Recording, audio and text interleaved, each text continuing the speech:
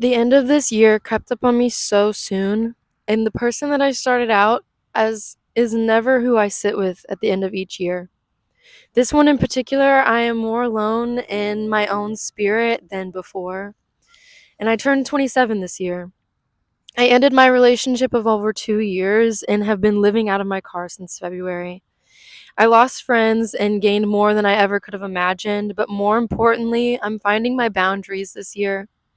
Learning about what I will and will not accept from myself and especially others has been a big part of my life this year. I started building routine. I cry so much and I remember everything. I feel all of it.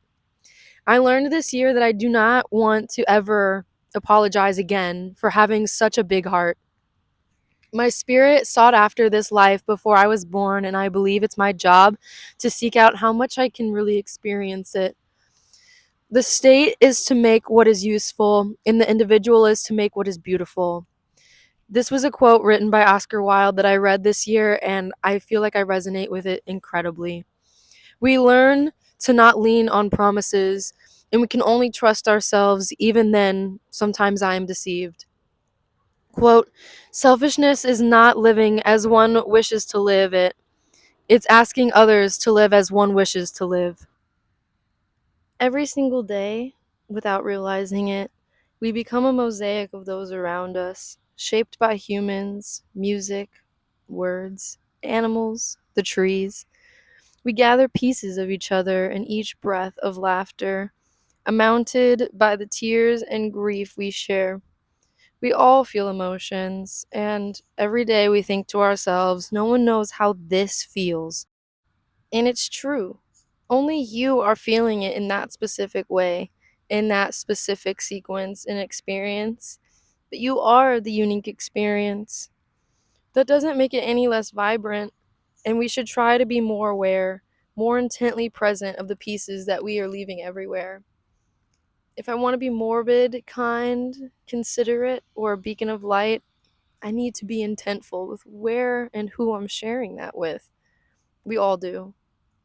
Some of my darkest moments this year were met with kindness from strangers, and I'm so appreciative and grateful.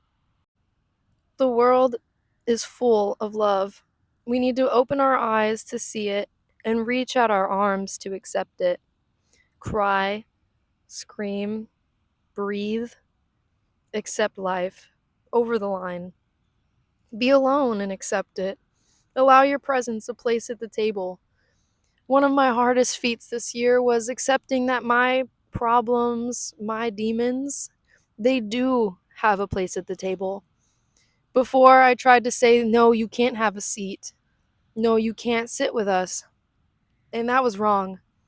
If I really truly want to be a beacon of light, and if I really truly want to be a version of self love that I know that I can be, then I have to accept the parts of myself that I don't like, accept that they do exist. There's never a place in this world where you should accept that your worth is tied to what you do and not what you are. Self neglect is not noble, and it is not love. It's weakness and fear. You're beautiful when you love, real love. And real love doesn't demand sacrifice. Real love is built in abundance. No one warned me that loyalty to your old self can become self betrayal. Change isn't always weakness, it's alignment. I question, I change, I expand. It's not starting over, it's becoming truer to myself and to those around me. And the only way that I can truly accept myself is by allowing the space for myself to exist. The world is so incredibly vast, and there's so much room that there's no reason that any of us should feel like we need to water ourselves down to fit in it. Being alone doesn't immediately equate to being lonely. My solitude is my paradise. Yes, please leave me alone to do what I want and when I want it. Having a time and a place for connection with whom I choose fit and deem worthy of my time. That doesn't mean that I can't make room for the new. If we weren't meant to only live in what was, there never could be. Perspective is the version of attitude, mindset, viewpoint, angle, all synonyms to each other, which perspective is getting a different attitude about something, and that is life changing. I recently got into a car accident while driving on icy roads, and my first instincts I have were to call my mother. And if you know me personally on a deep level, you understand my mom and I aren't close. I wish we were. I wish we were closer. This life has granted me the ability to still have her alive and in my life, and others cannot say that, so I am blessed. I thank the universe daily for what I do have. And for Christmas this year, I printed out a photo of me and my mom from a few years ago.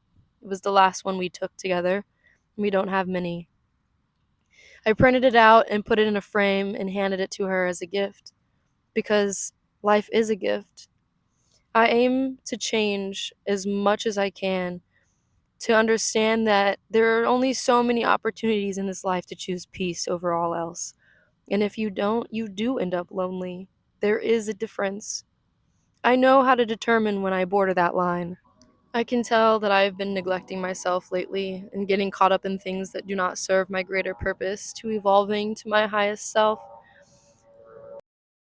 But I was stopped and I realized that I am always at my highest, most healed self. No work needs to be done. I am her. I just have to give up the idea of someone coming to save me. I am saved. I'm safe.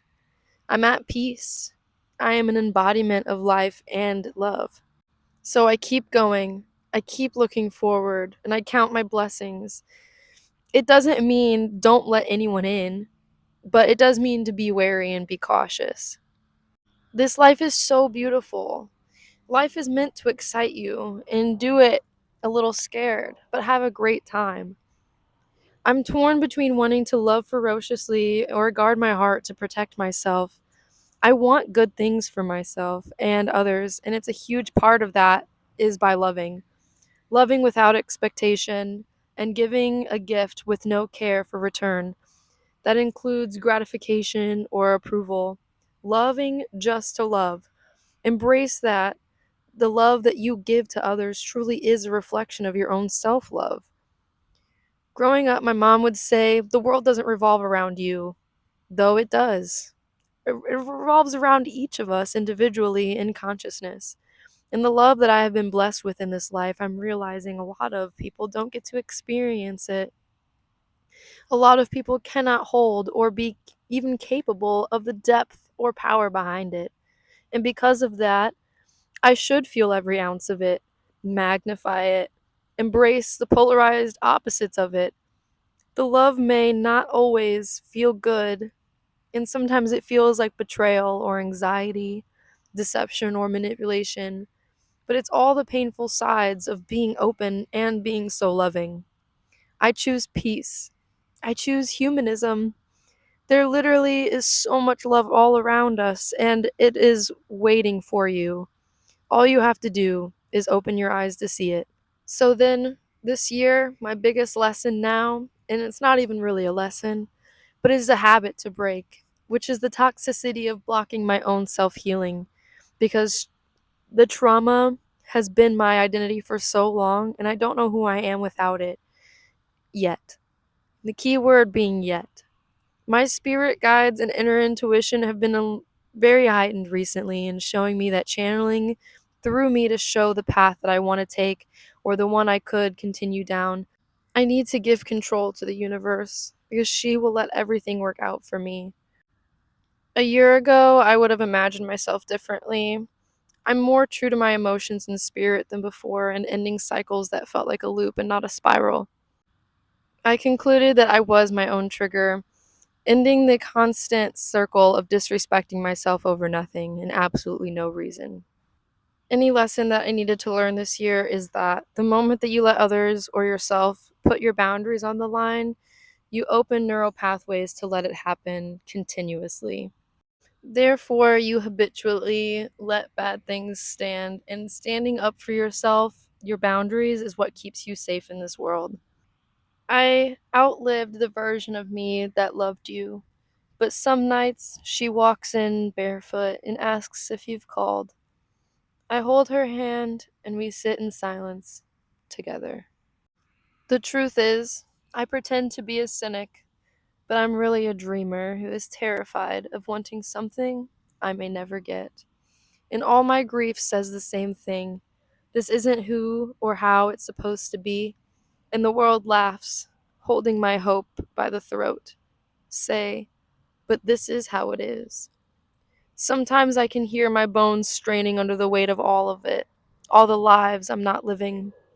How do we forgive ourselves for all of the things we did not become? So now I end this last year with more lessons than before on how to only be truer to myself and to take it day by day, because it's all we possibly can do.